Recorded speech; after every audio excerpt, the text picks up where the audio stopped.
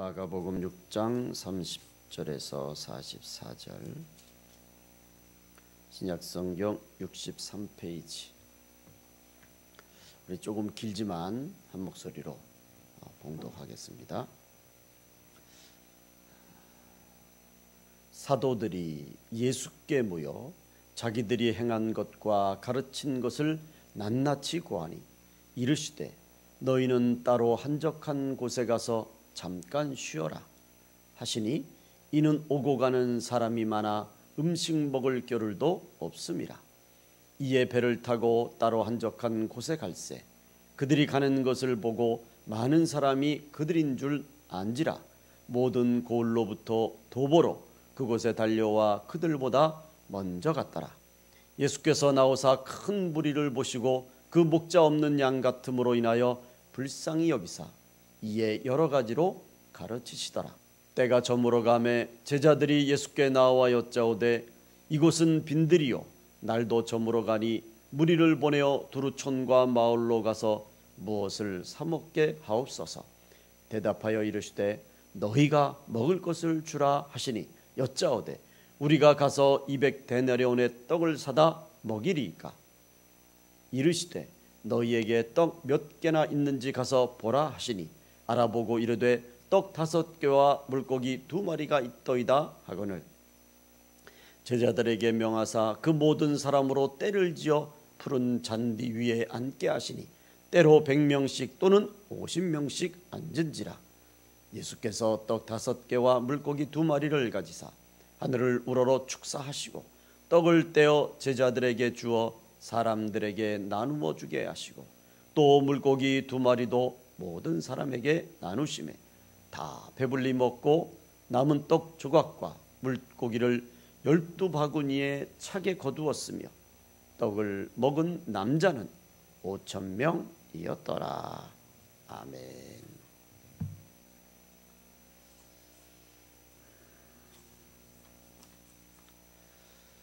오늘은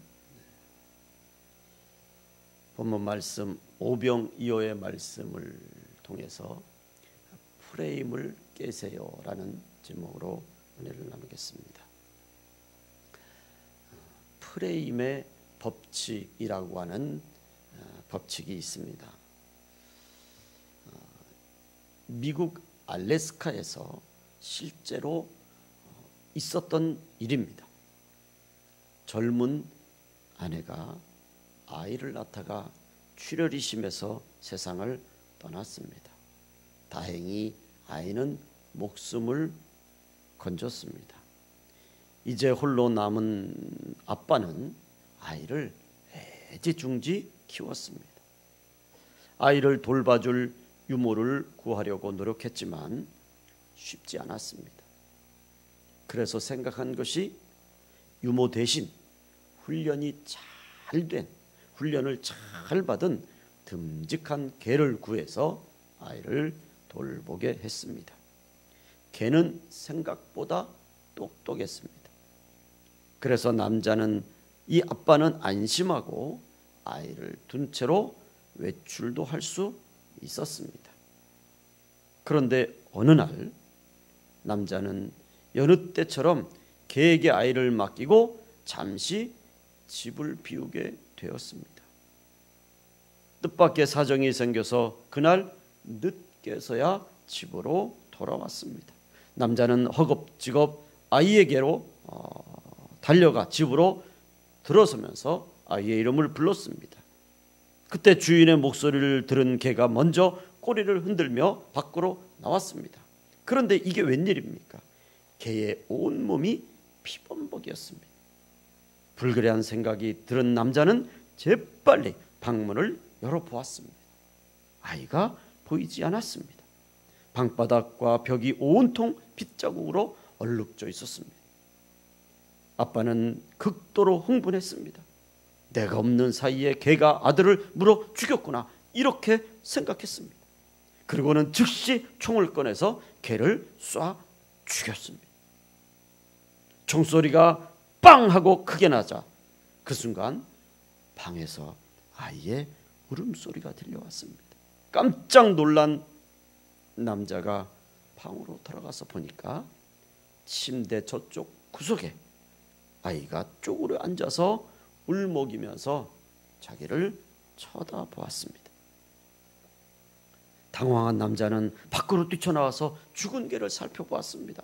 그러나 이미 개의 생명은 끊어졌습니다. 그런데 놀라운 것은 개의 다리를 보았는데 그 개의 다리에 맹수에게 물린 이빨 자국이 선명하게 나 있었습니다. 곧이어서 남자는 집 밖으로 뛰어나와 여기저기를 돌아다니다가 뒤뜰에서 개한테 물려 죽은 늑대의 시체를 발견했습니다. 남자는 자신의 아이를 지키기 위해서 늑대와 혈투를 벌인 충직한 개를 자기 손으로 쏴 죽이고 만 것입니다. 왜 이런 일이 벌어졌을까요? 바로 이것이 프레임의 법칙이라는 것. 똑같은 상황이라도 어떠한 틀을 갖고 어떤 생각을 갖고 상황을 해석하느냐에 따라서 사람들의 행동이 달라진다는 거죠. 즉 아이를 생각했습니다. 그리고 개를 보았습니다. 그리고 피가 있습니다. 대부분 이런 상황의 사람들은 우리 아이를 이 개가 해쳤구나. 그래서 생각할 겨를 없이 그런 프레임이 있어서 개를 쏴 죽인다는 거예요.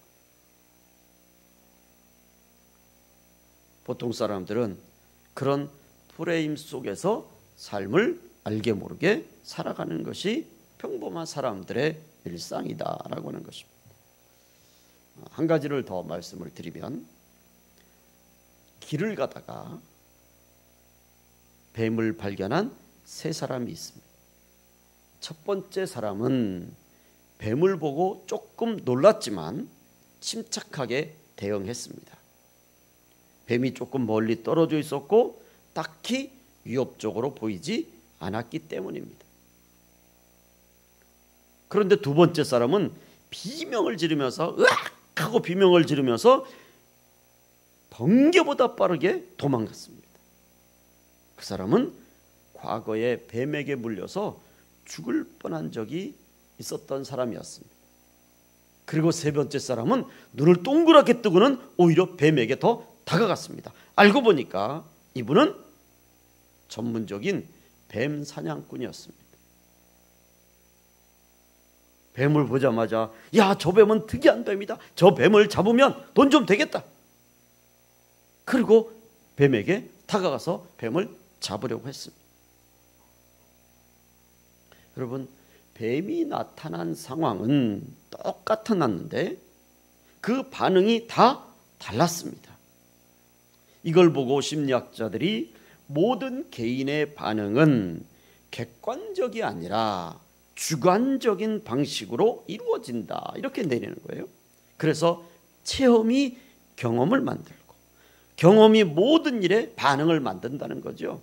어려서부터 3살 버릇이 80까지 간다는 거예요. 맹모삼천지교라는 거죠. 서로 다른 체험을 한 사람은 그래서 알게 모르게 다른 삶을 살아간다는 거예요. 어려서부터 부모님에 의해서 가정이 궁핍했던 사람들은 커서도 알게 모르게 절약하고 또 그런 또 삶을 살아갑니다. 어려서 어떤 장난감이나 어떤 이런 것들을 갖고 싶었는데 갖지 못한 사람들이 나이가 들어서 이제 경제적인 여유가 생기면 가장 먼저 그곳에 마음이 쓰이는 거예요. 그것이 프레임의 법칙이라는 거죠. 어려서부터 어떤 프레임 속에서 자라느냐가 그 사람의 인격을 만들고 그 사람의 습관을 만들고 그 사람의 생활을 만든다는 거예요. 여러분, 이 프레임의 법칙은 우리 신앙적인 면에서도 동일한 모습이 많다는 거예요. 우리가 신앙생활하면서 기도 생활을 하고 헌신하고 봉사하고 그리고 하나님 앞에 예물을 드리고 이런 것을 통해서 기적을 자꾸 체험해요. 응답을 자꾸 체험해요. 근데 그런 분들은 더 많이 합니다. 하나님 앞에 많은 예물을 드려서 그래서 응답을 받으면 그런 분들은 하나님 앞에 액수가 커도 갈등이 없어요. 하나님 앞에 죽다가 이제 치유를 받아 살아났습니다. 그런 분들은 정말 하나님을 향해서 온몸을 다해서 헌신하고 희생하고 주의 교회를 위해서 봉사하지 않습니까? 하나님께서 내게 내 기도에 응답해 주시는 기도의 응답을 받은 사람들, 정말 말할 수 없는 그런 죽음 일보 직전에서, 망할 수밖에 없는 그런 일보 직전에서 하나님의 응답을 받은 분들은 그분들에게 하나님은 내 모든 기도를 들어주신다고 하는, 그래서 어떤 환경에서도 흔들리지 않는 그런 믿음의 체험을 합니다. 그런 체험이 신앙생활을 형성합니다. 그래서 그런 기도의 응답의 영적인 그런 체험을 통해서 신앙도 깊어지고 또 믿음도 흔들리지 않습니다. 웬만한 시험 가지고는 눈 하나 까딱하지 않습니다. 왜? 하나님이 내 기도를 들어주시고 하나님이 나를 지켜주시고 하나님이 나를 보호하신다고 하는 이 믿음의 확신의 프레임이 있기 때문에 어떤 어려움에서도 믿음으로 나아갑니다. 그렇기 때문에 우리는 신앙생활하면서 하나님의 기적을 체험하고 기도의 응답을 받고 우리가 봉사하고 헌신하고 하나님 앞에 드리는 모든 것들을 통해서 하나님이 또한 우리에게 30배, 60배, 100배로 응답해 주신다고 하는 이 놀라운 신앙생활, 이것이야말로 우리가 꼭 체험해야 될 믿음의 프레임인 줄로 믿습니다. 오늘 본문 말씀으로 돌아와서 보시면 예수님의 12 제자들은 예수님에게서 귀신을 제어하는 권능을 받아서 많은 귀신을 쫓아내면서 병든 분들을 고치시는 그런 놀라운 전도 사역을 감당했습니다. 오늘 7절 말씀을 보시면 12 제자를 부르사 둘씩 보내시며 더러운 귀신을 제어하는 권능을 주시고 제자들이 나가서 회개하라 전파하고 많은 귀신을 쫓아내며 많은 병자에게 기름을 발라 고치더라. 아멘. 모든 사역을 마치고 돌아온 제자들은 놀랍고 흥분된 마음으로 주님 앞에 자세하게 사역 보고를 드립니다. 여러분 한번 생각해 보세요. 귀신을 제하는 권능을 받아서 나가서 외쳤더니 귀신이 떠나갑니다. 병든 자를 위해서 기도하니까 병든 자가 낫습니다. 얼마나 놀라운 일입니까? 제자들이 깜짝깜짝 놀라는 거예요. 야, 정말 우리도 예수님처럼 하면 되는구나. 그리고 사역을 마치고 주님 앞에 돌아와서 예수님, 저는 이런 기적을 체험했습니다. 저는 이런 사역을 했습니다. 막 모든 제자들이 한마디씩 해도 여러분 12마디예요. 그래서 예수님 앞에 모여서 제자들이 사역을 보고하는 자리는 아마도 놀라운 간증의 자리였고 은혜의 축제의 시간들이었을 거예요. 그래서 베드로가 이런 기적을 또 행했다 그러고 또 마태가 이런 기적을, 나는 또 이런 기적이 있었다, 나는 또 이런 막 제자들이 막 서로 얼마나 놀라운 자리입니까? 그래서 30절 말씀에 이렇게 말씀합니다. 사도들이 예수께 모여 자기들이 행한 것과 가르친 것을 낱낱이 고하니 자세하게 고했다는 거예요. 이 말 속에는 주님의 그 능력으로 자신들이 행한 일이 너무 놀라워서 정말 하나도 빼놓지 않고 그렇게 고백했다는 거죠. 다 이야기했다는 거. 그런데 그런 제자들에게 조금 전까지만 해도 놀라운 기적을 간증하며 흥분했던 그 제자들에게 예수님께서 오늘 이 오병이어의 이 기적 앞서 먼저 제자들에게 뭐라고 말씀하십니까? 너희가 먹을 것을 주어라. 너희 보고 먹을 것을 주라고 하십니다. 제자들 보고 먹을 것을 주라고 그래요. 제자들을 보고 이 문제를 좀 해결하라고 하십니다. 예수님의 말씀을 들은 제자들은 순간 당황했어요. 당황하는 순간에 어느 순간에 조금 전까지만 해도 귀신을 제하는 권능을 받아서 귀신을 쫓아내고 병든 자를 치유하는 그런 간증의 그 기쁨의 시간을 가졌던 그런 제자들의 그 기적의 믿음에서 예수님께서 먹을 것을 주라고 하신 그 말씀 한마디에 제자들의 믿음이, 제자들의 생각이 어느 순간에 기적의 믿음에서 현실의 믿음으로 돌아왔습니다. 기존의 세상적인 프레임의 법칙에 따라서 생각하는 그런 평범한 세상적인 사람이 된 거예요. 그래서 그들이 그 프레임에 의해서 말하고 행동하는 보통 사람이 됩니다. 그래서 그들이 하는 말을 여러분 들어보십시오. 35절 말씀입니다. 때가 저물어 가매 제자들이 예수께 나와 여짜오되 이곳은 빈들이요 날도 저물어 가니 무리를 보내어 두루 촌과 마을로 가서 무엇을 사 먹게 하옵소서. 뭐라고요? 저들 보고 나가서 사 먹고 오라는 거예요.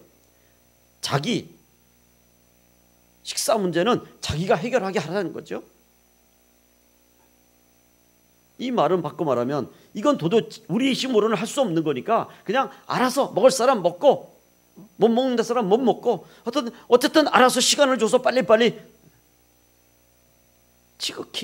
지극히 현실적인 세상적인 프레임 속에서 나오는 이야기들입니다. 그리고 계속해서 말씀을 보시면 예수님께서 대답하여 이르시되 너희가 먹을 것을 주라 하시니 조금 전까지만 해도 귀신을 제어하는 그런 능력을 간증했던 그 제자들이 그곳에 모인 사람들의 먹을 것을 바라보는 순간에 그 기적의 프레임에서 세상의 일반적인 세속적인 그런 프레임으로 순식간에 돌아오는 거예요. 그래서는 먹을 것을 저들 스스로 알아서 해결하라고 그러고 또 거기에 예수님이 먹을 것을 주라고 하니까 그 세속적인 프레임으로 돌아온 제자들이 하는 말이 뭐라고요? 여짜오되 우리가 가서 200데나리온의 떡을 사다 먹이리까. 여러분 제자들이 하는 이 말은 정말 지극히 당연한 거예요. 아주 정확한 계산입니다. 200데나리온이 하루 일당이라고 하면 요즘에 하루 일당을 한 10만 원이라고 치면 그러면 200데나리온이면 2천만 원 아닙니까? 거기에 모인 사람들을 2천만 원 가지고 먹을 것을 조금씩 하는 거예요. 오병이어와 같은 그런 것으로 하면 한 2천만 원 정도면 아마 제자들 생각에는 먹일 수 있었던 것 같습니다. 그 많은 사람들을 보고 순식간에 한 200데나리온 그렇게 계산하는 것도 그거 보통 쉬운 게 아닙니다. 저 같은 경우는 호주머니에 돈 백만 원 단위가 넘어가면 이것도 몇 번 쉬어야 되는데 거기 모인 사람들의 그 머릿수를 보고 이 정도 사람들을 먹이려면 예수님의 말씀을 듣자마자 200데나리온 이게 탁 돈이 나와. 그렇게 계산하는 것도 제자들 중에 수가 빠른 사람이 있었던 것 같아요.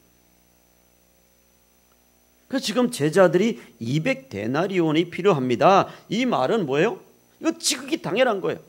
그런데 말 자체로 보면 지극히 당연한 건데 이게 문맥 속에서 보면 이게 앞뒤가 안 맞는 거예요. 왜? 조금 전까지만 해도 예수님께서 주시는 그 귀신을 제어하는 그 능력을 가지고 나가서 복음을 전하고 또 병든 자를 고치고 귀신을 쫓아내는 그런 간증의 시간을 가졌던 그런 믿음의 프레임에서 모인 사람들의 먹을 것을 해결해야 된다라고 하는 생각을 갖는 순간에 세상적인 프레임이 들어오면서 거기에 예수님이 너희가 먹을 것을 주라 그렇게 너희 보고 해결하라고 했을 때 완전히 제자들은 어느 순간 믿음의 프레임에서 세상의 프레임으로 바뀐 거예요. 그러니까 저 사람들 먹이려면 돈이 필요하지. 돈도 200데나리온 우리는 한 푼도 없는 거 아니야. 이 말은 안 됐다는 거죠. 여러분 솔직히 말씀을 드리면 이런 세상적인 프레임을 깨고 고정관념을 넘어서 매 순간순간 우리가 믿음으로 사는 것 또 그래야 되는데 솔직히 그게 쉽지가 않다는 겁니다. 아니 어떨 땐 너무너무 힘이 듭니다. 세상의 프레임을 깨고 믿음의 프레임으로 빨리 전환돼야 되는데 그게 안 그래요. 오히려 더 세상적인 깊은 프레임 속으로 빠져들어갑니다. 그래서 더 생각하게 되고 더 고민하게 되고 더 갈등하게 된단 말이죠. 그래서 어떨 때는 이건 안 돼. 이건 도저히 기도해도 안 되는 것 같아. 이건 내가 아무리 하나님 앞에 엎드려도 안 되는 것 같아. 그리고 스스로 불가능을 스스로 결정을 내립니다. 어떻게 보면 그게 오늘 우리가 신앙생활하는 우리의 솔직한 신앙생활의 모습일 수 있습니다. 여러분, 저는 그런 모습을 잘못됐다, 안 된다, 여러분 그렇게 말씀드리고 싶지 않습니다. 오히려 저는 개인적으로 그게 맞다고 봐요. 어려서부터 부모님 뱃속에서부터 신앙생활을 하는 분들을 우리가 모태신앙이라고 그러는데, 그런 모태신앙 속에 자란 분들도 세상에 나가서 자라고 또 세상의 것을 배우고 익히다 보면 뭐예요? 못해. 더 못해. 그래서 모태신앙이라고 그렇게 우리가 비아냥거리기도 하지만 그만큼 힘들다는 거예요. 그만큼 믿음의 프레임으로 빨리 바뀌는 것이 그게 힘들다는 거예요. 거기에다 대고 왜 그렇게 빨리 믿음의 프레임으로 바뀌지 못하느냐, 믿음의 눈으로 바라보지 못하느냐, 믿음으로 말하지 못하고 믿음으로 생각하지 못하느냐, 그걸 그건 쉬운 게 아니에요. 그러는 그분들을 얼마만큼 빠르게 믿음으로 생각하고 믿음으로 바라보고 믿음으로 행동하냔 말이죠. 저는 어떻게 보면 어떤 문제를 만났을 때 믿음의 프레임보다 세상의 프레임 속에서 먼저 생각하고 먼저 방안을 찾고 대안을 찾는 것, 여러분 이건 우리 믿는 사람들도 당연한 것으로 봅니다. 그런데 문제는 그 이유란 말이죠. 그렇기 때문에 우리 성도는, 믿음의 사람들, 하나님의 자녀는 그렇기 때문에 날마다 순간마다 더욱더 성령 충만해야 되고, 그리고 우리 자신을 바라볼 때 정말 오병이어와 같은 그런 연약하고 보잘것없는 그런 존재라고 그렇게 고백을 하고, 그리고 겸손하게 주님의 도우심을 구하는 그런 무릎을 꿇는 그런 믿음이 되어야 되는 줄로 믿습니다.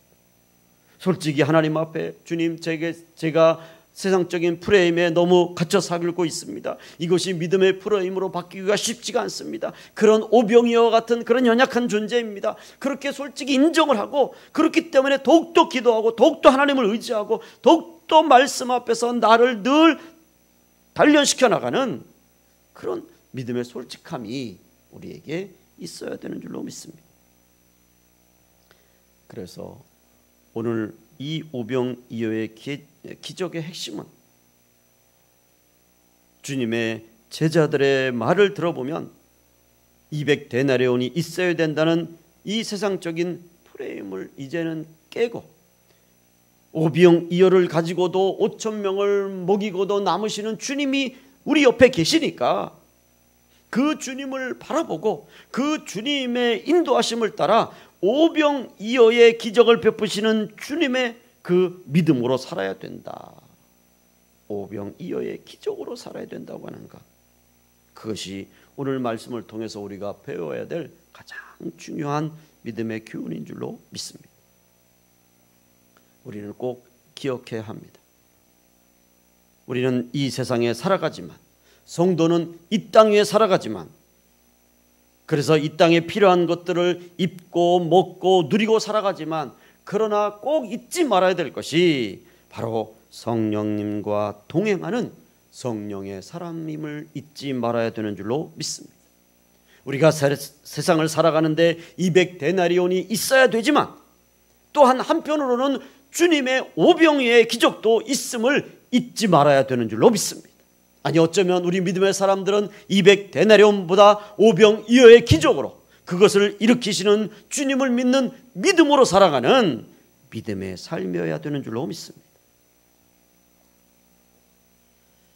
어느 한 과학자의 고백을 소개해 드리고 싶습니다.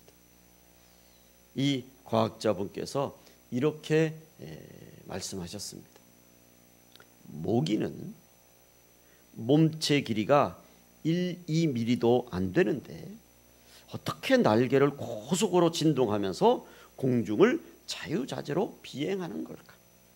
그 몸체 안에 인간이 발명해낸 내연기관도 없고, 추진기관, 동력 전달장치, 배터리, 복잡한 기어박스, 전기모터도 없고, 흡입, 압축, 폭발, 배출, 사행정 기관의 움직임도 없다. 그저 먹은 먹이의 칼로리가 신비한 하나님의 법칙에 따라 에너지로 변환되어서 간단한 구조의 두 날개로 자유롭게 비행하는 것이다.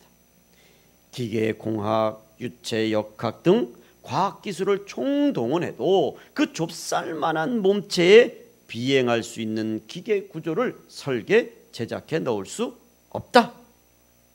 그래서 현대 과학은 완전한 것이 못되고 하나님의 무한한 과학 중에 극히 일부분을 알아낸 것일 뿐이다. 우리가 대단하다고 감탄하는 현대 인간의 과학은 모기 한 마리도 만들어내지 못한다. 위대하신 하나님 앞에 겸손히 무릎을 꿇자. 이것이 우리의 인생의 참된 행복과 평화를 얻는 길이다. 참 놀라운 과학자분의 고백입니다.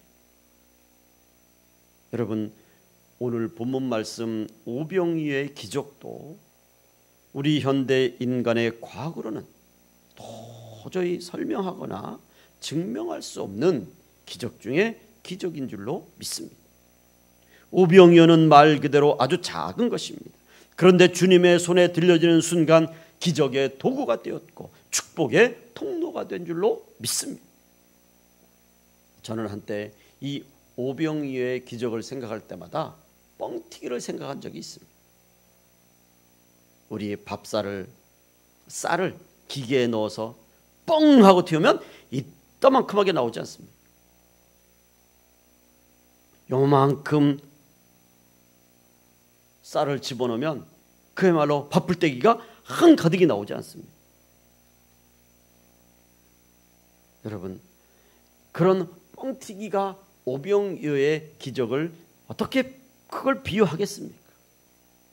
그렇지만 여러분, 정말 오병이어의 기적을 인간의 지식으로, 인간의 지혜로 이걸 이해해서는 안 된다는 거죠.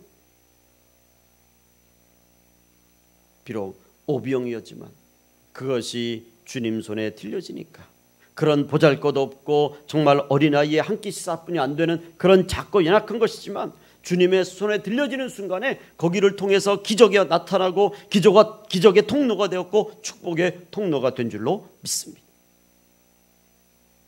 고린도전서 1장 27절 말씀입니다. 그러나 하나님께서 세상의 미련한 것들을 택하사 지혜 있는 자들을 부끄럽게 하려 하시고 세상의 약한 것들을 택하사 강한 것들을 부끄럽게 하려 하시며 하나님께서 세상의 천한 것들과 멸시받는 것들과 없는 것들을 택하사 있는 것들을 폐하려 하시나니. 아멘. 우리나라도 강대국들의 틈새에서 이리 치고 저리 치고 제대로 발전하지 못했었습니다. 정말 강대국들이 보면, 열방의 나라들이 보면 마치 오병이어와 같은 그런 아주 작은 별 볼 일 없는 보잘것없는 그런 나라지 않았습니다.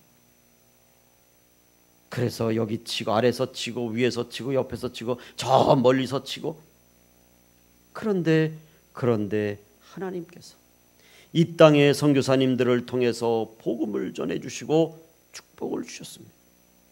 여러분, 우리나라가 이만큼 잘 살게 된 것, 물론 정치하시는 분들이, 경제하시는 분들이, 산업가들이 많은 수고와 애쓰고 그런 땀방울 덕분인 줄로 우리는 압니다. 그러나 어디 그것만이겠습니까? 분명한 것은 하나님이 축복하지 않으셨다면 절대 불가능하다는 것을 누구도 부인할 수 없는 사실입니다. 여러분, 우리나라 같이 이 작은 땅덩어리에 자원도 별로 없고 삼면이 다 바다고 오직 저 위쪽으로만 육지로 나갈 수 있는 이런 아주 극악한 열악한 상황에서 오늘날 이 놀라운 경제성장, 여러분, 이것이 우리의 지혜 때문입니까? 우리의 대기업들 때문입니까? 정치 때문입니까? 물론 맞을 수 있습니다, 여러분. 그런데 외국 사람들 눈에는 그렇게 안 보이는 거예요. 그래서 많은 분들이 이 나라가 이렇게 축복을 받고 이렇게 경제가 하나님이 축복하시는 것이다. 그래서 외국에 있는 수많은 믿음의 사람들이 이 나라에 와서 이 나라의 믿음을 배우려고 그러고 이 나라의 교회의 그 믿음을 배우려고 그러고 새벽 기도를 배우고 금식 기도를 배우고 그래서 이만큼 하나님 앞에 축복받는 줄로 믿습니다. 하나님은 동방에 아주 작고 보잘것없는 연약한 나라인 마치 오병이어와 같은 이런 이 보잘것없는 우리나라를 들어서 선교의 나라, 예배의 나라, 기독교의 나라, 복음의 나라로 그렇게 축복하셔서 오늘날 관객들을 부끄럽게 해주시는 그런 하나님의 나라로, 그런 기독교의 나라로 만들어 주신 줄로 믿습니다. 물론 지금 코로나로 다 힘들고 어렵습니다. 이 어려운 때에 특별히 우리 교회와 성도들은 이번 기회에 이런 세속적인 또 교만하고 이기적이고 불순종의 것들, 이런 세상적인 프레임들을 다 회개하고, 그리고 하나님 앞에 하나님이 축복하지 않으셨다면 우리는 여전히 별 볼 일 없는 오병이어들이다라고 하는 것을 우리가 고백하는 시간들을 가져야 되는 줄로 믿습니다. 그래서 하나님 앞에서 우리의 미련함으로 돌아가고 약한 자의 마음으로 돌아가고 기꺼이 천한 것들과 멸시받는 이들의 자리로 돌아가서 다시 한번 겸손함의 믿음을 회복하는 그런 시간들이 되어야 되는 줄로 믿습니다. 하나님이 축복하지 않으셨, 우리나라는 여전히 오병이어 같은 보잘것없는 존재였습니다. 그런데 하나님께서 이 연약한 오병이어 같은 그런 나라를 축복하셔서 이렇게 세우셨습니다. 수많은 순교자의 피를 통해서 이 오병이어가 주님 손에 들려졌다 이 말입니다. 그래서 이 민족이 축복을 받은 거예요. 그래서 이제 우리의 삶을 오병이어처럼 다시 주님 손에 맡겨서, 그래서 주님의 축복을 통해서 다시 우리의 삶이, 우리의 생활이, 우리의 믿음이, 우리의 이 기도를 통해서 50명, 500명, 5,000명이 넘는 수많은 사람들에게 복음의 통로가 되고 축복의 통로가 되는 그런 역사가 있어야 될 줄로 믿습니다.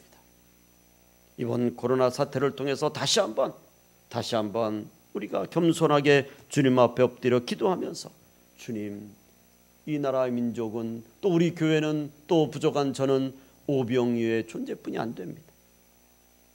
그렇지만 주님 손에 다시 들려드립니다.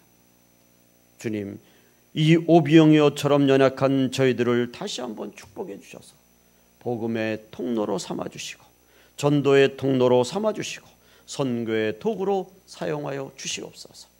그래서 다시 한번 우리 한국교회가 선교의 붐이 일어나고 전도의 붐이 일어나고, 그래서 하나님 나라를 확장하는데 우리가 힘을 모으고 다시 한번 하나님 나라를 위해서 온 힘을 다하여 기도하고 또한 애써야 되는 줄로 믿습니다.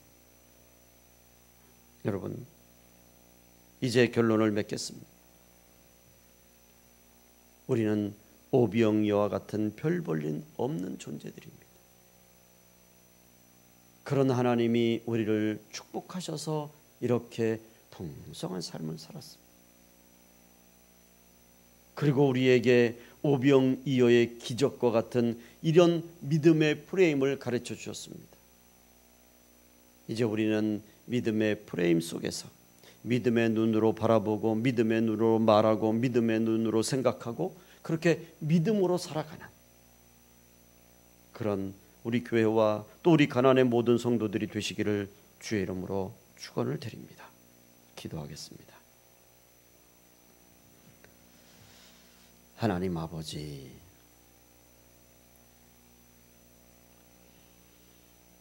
귀신을 제어하는 능력을 보이는 제자들도 세상의 문제 앞에서는 순식간에 세상적인 프레임으로 다시 돌아가는 것을 봅니다. 아버지 하나님, 저희들에게 날마다 성령으로 충만함 주셔서 비록 우리가 이 세상 속에 살아가지만 영적인 프레임 속에서 영적인 믿음을 가지고 우리 주님께서 언제든 오병이어의 기적으로 역사하실 것을 믿는 이 믿음을 가지고 이 어려운 코로나 때를 이겨나가는 하나님의 사람들이 다 되게 해 주시옵소서. 감사하옵고 예수님의 이름으로 기도 올리옵나이다. 아멘.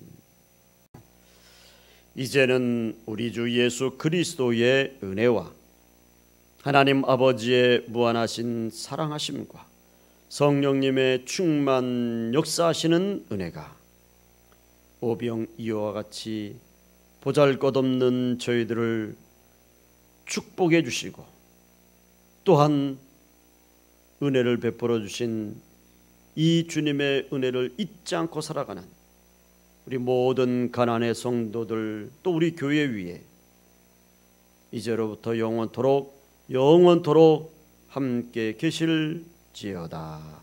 아멘.